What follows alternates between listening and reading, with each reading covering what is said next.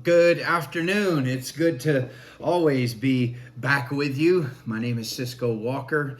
We're talking about what's happening in and around the International District. We're talking about the condition of the city of Albuquerque, and more importantly, how can we change the spiritual atmosphere in the city of Albuquerque. I want to read just a brief passage for you today here. This comes from Luke chapter 8 and verse 34. It says this: When those who fed them saw what had happened, they fled and told it in the city and in the country.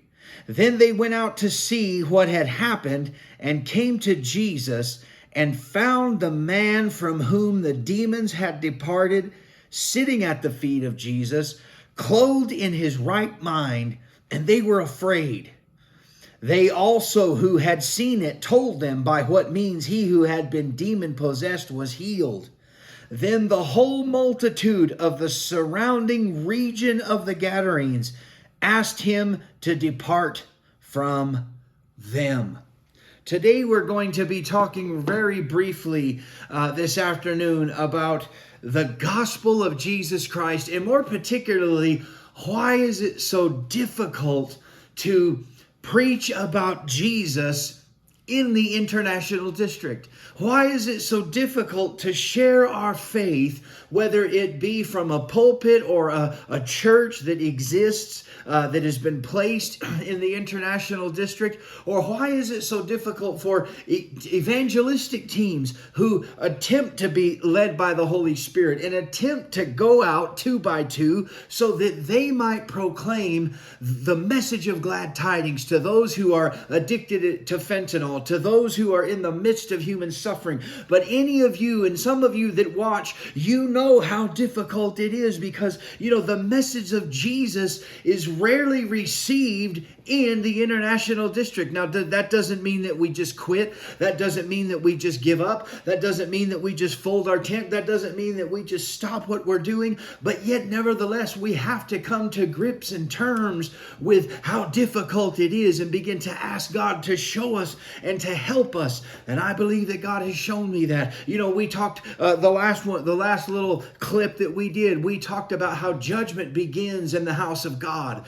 and why spiritual breakthrough and deliverance it can be so difficult in this area. And one of the reasons that it is so difficult in this area is because it's more than drugs. It's more than the prostitution. It's more than crime. It's more than violence. It's more than brutality. But what it is there are spiritual forces of darkness that have a grip upon this city, and they have gripped it for a very, very, very long time. You see, the people in the area in and around the International District, they have a part to play as it concerns the gospel not having a huge impact upon their community.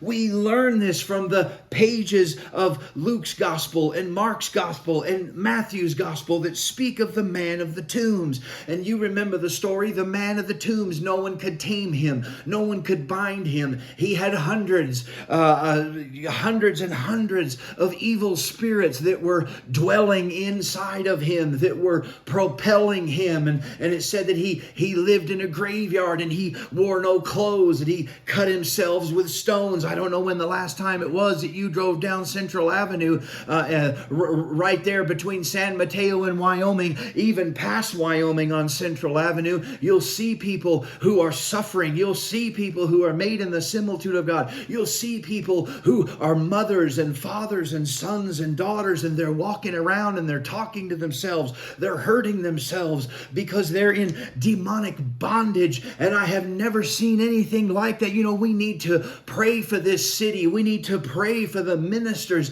that get up and go out. And there are many of us, but the Lord has also shown me that he has 7,000 who've not bowed the knee unto Baal. He's got prophets that are hiding in caves. He's got prophets that are hiding in churches. He's got prophets that are hiding in apartments. And God is raising up people to go out and take the message of glad tidings to people that are in bondage. And you see how awful this this man's condition is, but you don't have to go back 3,000 years to see that. All you have to do is to get in your car or get on the bus and go down between San Mateo and Wyoming on Central Avenue, and you will see the demoniac. You will see the oppressed. You will see those whose lives are being turned upside down with demonic bondage and drug addiction. And it's sad, and it ought to break our heart, and it ought to bring us to a place where we begin to cry out and say, God, do a work in me, that we might truly go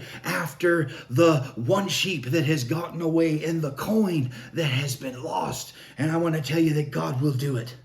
You see, those in Gadara, they saw the liberation of the man from the tombs, but they wanted Jesus to depart, and they wanted Jesus to leave. I remember just a couple of months ago, right by Adam Food Market on Pennsylvania and Chico, at God Cares About You, there was a camp. There was a camp that sprung up. It started with one tent, and then 2 or 3 days went by. Then there was 2 tents and 4 tents and 5 tents. And within 7 or 8 days, there was a whole group of unhoused people that had taken over that corner on Chico and Pennsylvania. And I remember that where I was working, I remember that we were down there and we were trying to hand out resources, and we were trying to talk to people about Jesus. And I remember that one of the drug dealers down there, he was a young man, and he looked at us and he said, you know what? He says, we don't want your Jesus. We don't want to hear about the gospel. We don't want to hear about nothing that you got to say. We're down here and we're trying to sell dope. So you can take your Jesus and you can take all your religiosity and you can just get out of here. You know, it takes, that's hard to hear, but, people have to be ready to hear the gospel. You see, the people in Gadara, they couldn't have Christ and the pigs at the same time. There's an old adage that says you can't have your cake and eat it too. You can't have Christ delivering power and fentanyl at the same time. And we have got to begin to worship God with all of our heart, our soul, our strength, all of our mind. And we've got to begin to come together in unity, that we might figure out a way to be led and guided by the power of God's Spirit. Because you know what? Jesus would leave the 99 and he would go after the one. The woman, when she lost the coin, she had 10 coins. And when she lost that one coin, she lit the candle and she swept the house and she searched diligently for that one coin until she found it, and she didn't give up. And minister, you don't give up. Those of you that have ministries, you don't give up. Daniel, don't give up. Joshua, don't give up. Chuck Aragon, don't give up, because you and all of us are going after the one sheep that got away, the one lost coin, because that's someone's father, that's someone's mother, that's someone's daughter, that's someone's son, and they are out there. And even though it is difficult, we cannot abandon the task. We cannot quit, even though that area is gospel hard, and it is gospel hard, because you see, remember that in John's gospel, it says that the light has come, and this is the condemnation, that those who dwell in darkness, they don't like the light. But you know what? People need the light. People need to know about Jesus, because Jesus is the answer for what is taking place in the international district. And as we close today, no matter how hard it is, no matter how difficult it might be, no matter how hard it might be for us to experience breakthrough for those, keep on worshiping, keep on preaching, keep on teaching, and leave the 99 and leave the 9 behind. Light the candle, search the house, sweep the floor, sweep the gutters, sweep through the international district, and go after that one, because one is enough. God bless you.